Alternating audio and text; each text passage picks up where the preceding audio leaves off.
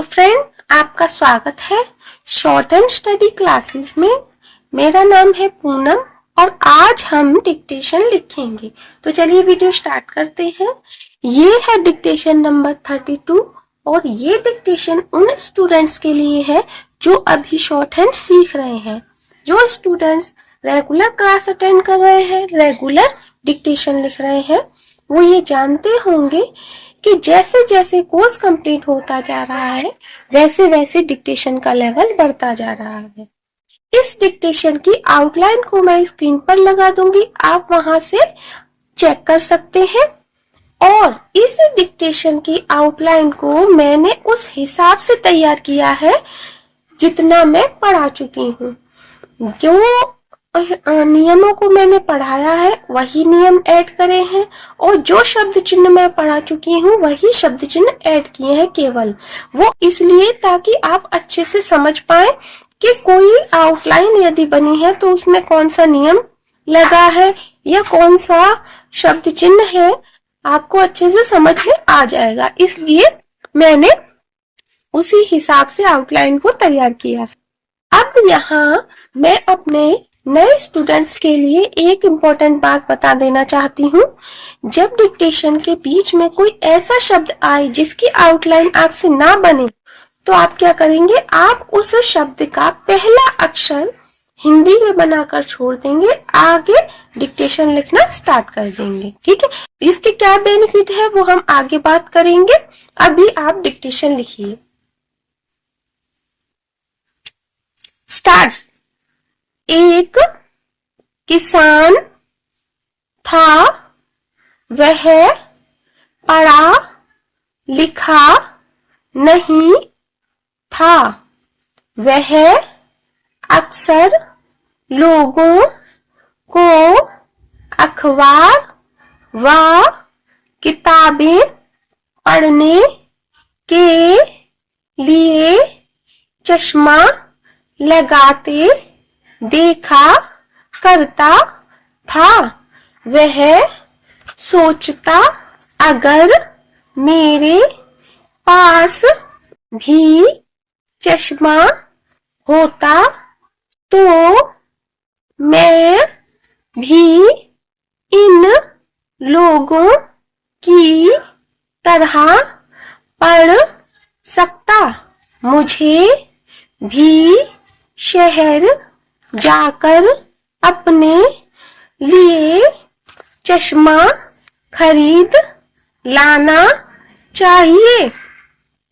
एक दिन वह शहर गया। चश्मे की एक दुकान में पहुंचकर उसने दुकानदार से कहा कि मुझे पढ़ने के लिए चश्मा चाहिए। दुकानदार ने उसे तरह तरह के चश्मे दिखाए। उसने पढ़ने के लिए उसे एक पुस्तक भी दी। किसान ने एक एक कर अनेक चश्मे लगाकर देखे, पर वह कुछ भी नहीं पढ़ सका। उसने दुकानदार से कहा, इसमें से कोई भी चश्मा मेरे काम का नहीं है। दुकानदार ने शंका भरी नजर से किसान की ओर देखा, फिर उसकी नजर किताब पर पड़ी। किसान ने किताब उल्टी पकड़ी थी। दुकानदार ने कहा शायद तुम्हें पढ़ना नहीं आता। किसान ने कहा मुझे पढ़ना नहीं आता, इसीलिए तो मैं चश्मा खरीद रहा हूँ ताकि दूसरों की तरह मैं भी पढ़ सकूं। पर इनमें से किसी भी चश्मे से मैं पढ़ नहीं पा रहा हूँ। दुकानदार को अपने अनपढ़ ग्राहक की असली परेशानी का पता चला तो वह बड़ी मुश्किल से अपनी हंसी रोक सका।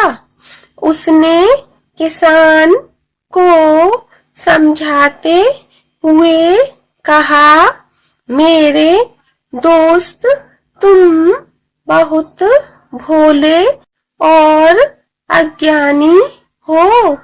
सिर्फ चश्मा लगा लेने भर से किसी को पढ़ना लिखना नहीं आ जाता। चश्मा लगाने से सिर्फ साफ साफ दिखाई देने लगता है। स्टॉप। अब क्या करना है आपको, सबसे पहले इस जो डिक्टेशन आपने लिखी है, इस डिक्टेशन का आपको हिंदी में अनुवाद करना है। आप अनुवाद कर ले, इसको ट्रांसलेट कर ले हिंदी में। उसके बाद आप क्या करेंगे, इस डिक्टेशन को आप चेक कर ले। आउटलाइन को मैंने स्क्रीन पर लगा दिया है, वहां से चेक कर लेना आप, और हिंदी भी चेक कर लेना, वो भी स्क्रीन पर लगी है। अब उसमें जितनी गलतियां होंगी ना, आप उनको एक जगह लिखते जाएं, ठीक है। हिंदी में जितनी गलतियां होंगी उनको आप एक जगह लिखें, और जो डिक्टेशन शॉर्ट हैंड में आपने लिखी है उसको आप, उसकी गलतियों को आप एक जगह लिखें, और कितने शब्द आपसे छूट गए हैं उनको भी अलग से लिख लें। अब आप देखेंगे कि जितनी गलतियां आपकी शॉर्ट हैंड में हुई होंगी ना, और जब आपने हिंदी में उसी मैटर को ट्रांसलेट किया, उसमें आपकी गलतियां कुछ कम हो गई होंगी। वो किस वजह से, मैंने आपको कहा था स्टार्टिंग में कि यदि कोई शब्द की आउटलाइन ना बने तो आपको क्या करना है, उस शब्द का पहला अक्षर हिंदी में बनाकर छोड़ देंगे, तो वो आपको हेल्प करेगा, आपको ट्रांसलेट करने में, वाक्य को पूरा करने में आपको हेल्प करेगा। देखिए, क्योंकि ये स्टोरी है तो आपको समझ में आ गया कि किस बारे में बात हो गई है, कि किसान है और किसान चश्मा लेने गया है, ये पूरी स्टोरी है, तो आपको समझ में आ गया है ना। तो इसी प्रकार आप कहीं भी कोई भी डिक्टेशन लिखेंगे, अगर आपको यही हैबिट बना लेंगे तो आपको गलतियां कम हो जाएंगी। आप अभी देख सकते हैं, ये आप इस बात को आजमा कर देख सकते हैं, आपकी गलतियां शॉर्ट हैंड के अकॉर्डिंग हिंदी में कम होंगी, है ना। क्यों? क्योंकि आप देख लेंगे सेंटेंस में बन रहा है, और आपको अगर मिस भी है वहां पर कोई शब्द और उसका पहला अक्षर है, तो आप उसे अंदाजा लगाकर वहां लिख सकते हैं, पूरा सेंटेंस बन जाएगा, है ना। और ये इससे क्या होता है, 99% चांस है कि अंदाजा हमेशा सही ही लगता है, मतलब सही वर्ड वहां आप लिख लेते हैं। 1% का चांस है कि गलती हो जाए।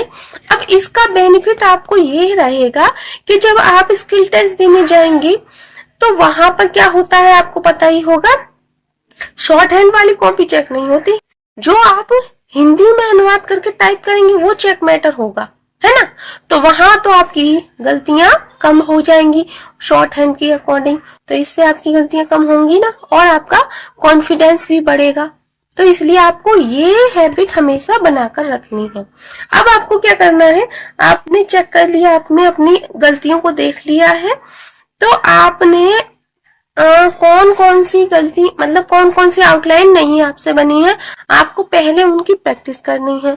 और उसमें क्या मिस्टेक हुआ है, कौन सा रूल लगा होगा उसमें, उन नियमों को आपको एक बार से पढ़ लेना है, ठीक है। और यदि कोई शब्द चिन्ह आपसे नहीं बन पाया है, तो उन शब्द चिन्हों की फिर से आपको कम से कम 5 बार तो प्रैक्टिस कर ही लेना आप, ठीक है। तो उनकी प्रैक्टिस कर लेना, उसके बाद एक बार फिर से आपको ये डिक्टेशन लिखनी है और फिर से इसका हिंदी में अनुवाद करना है। देखिए आपकी गलतियां मैं कहूंगी बहुत ही कम हो जाएंगी, एक इक्का दुक्का गलती ही रह जाएगी अगर आप इसको दोबारा से लिखेंगे, इस डिक्टेशन को प्रैक्टिस करने के बाद, रूल्स को समझने के बाद। तो आप इस तरह से अगर डिक्टेशन, हर डिक्टेशन को लिखेंगे, तो मैं आपको बता सकती हूँ कि आपकी एक्यूरेसी भी बढ़ेगी, आपका कॉन्फिडेंस भी बढ़ेगा और आपकी स्पीड भी बढ़ेगी। तो आपको बहुत जल्दी शॉर्ट हैंड में रफ्तार मिल जाएगी। मिलते हैं अगली क्लास में। धन्यवाद।